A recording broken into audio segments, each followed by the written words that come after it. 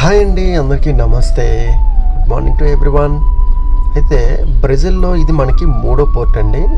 ఈ పోర్ట్ పేరు వచ్చేసి శాంటోస్ పోర్ట్ అండి. చూసారా, ఇప్పుడు మాకు ఫుడ్ వచ్చింది, ప్రొవిజన్ వచ్చింది. చూసారు కదా, బంగాళదుంపలు, ఉల్లిపాయలు.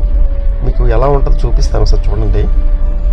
ఇలా అయితే మాకు ఒక పోర్ట్లో మాకు ప్రొవిజన్ అయితే వస్తుందండి. మేము అంతా రిసీవ్ చేసుకోవాలి. చూడండి, ఉల్లిపాయలు చూసారా, గుడ్లు, ఉల్లిపాయలు, ఇంకా కిందను కూడా ఉన్నాయి, మీకు చూపిస్తాను చూడండి. క్రెయిన్ అనేది అక్కడి నుంచి లిఫ్ట్ చేస్తుంది.